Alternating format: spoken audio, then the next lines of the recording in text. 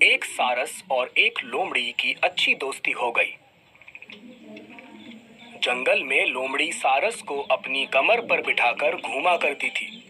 जंगल का कोई जानवर नहीं समझ पा रहा था कि इस घनिष्ठता की वजह क्या है। एक दिन लोमड़ी के दिमाग में पता नहीं क्या सूझी कि उसने सारस को अगले दिन रात को उसके यहाँ खाने पर बुला लिया।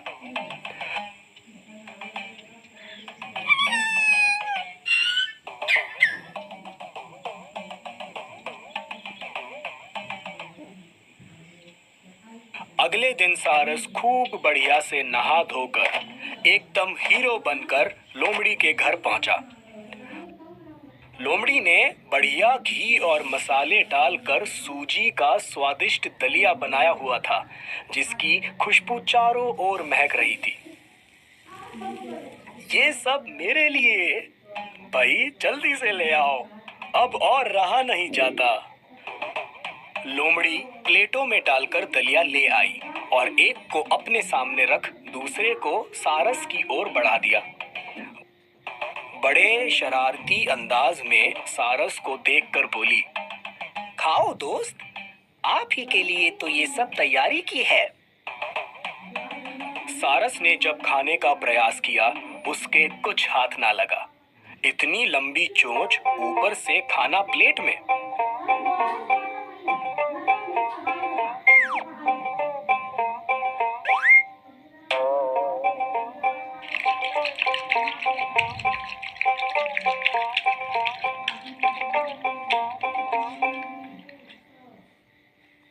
लोमड़ी ने उसकी ओर देखा और बोला, माफ करना सारस भाई, तुम्हें खिलाने के लिए मेरे पास कोई दूसरा बर्तन नहीं है। कोई बात नहीं लोमड़ी बहन, तुम्हारी गलती नहीं है, दिक्कत मेरी चोंच में है। तुमने तो अपनी तरफ से कोई कमी नहीं छोड़ी थी।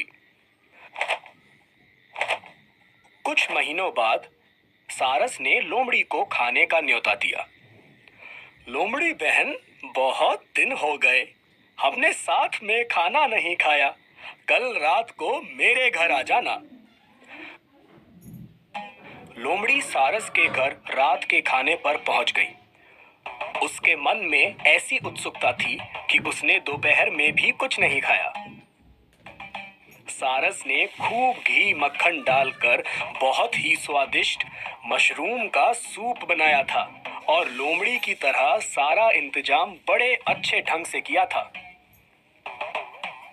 सारस लंबी गर्दन वाली 2 सुराही ले आया और उनमें सूप डालकर उसने एक को लोमड़ी के सामने परोसा और खुद दूसरी सुराही में चोंच डालकर भोजन का आनंद उठाने लगा।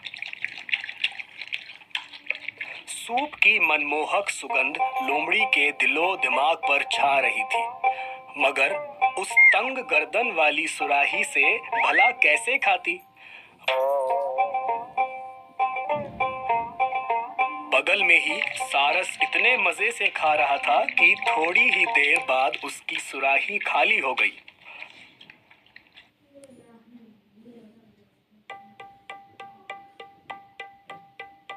क्या हुआ बहन, नहीं खा पा रही हो? अब भला तुम ही बताओ, मैं क्या करूं? हमारे यहाँ तो सब इसी तरह खाते हैं और उसके अलावा तुम्हें खिलाने के लिए मेरे पास दूसरा बर्तन तो नहीं है। लोमड़ी ने अपना सबक सीख लिया। उस दिन के बाद लोमड़ी और सारस दोस्त तो बने रहे, पर उन्होंने ये तय किया कि वो एक दूसरे को अपने घर दावत पर नहीं बुलाएंगे।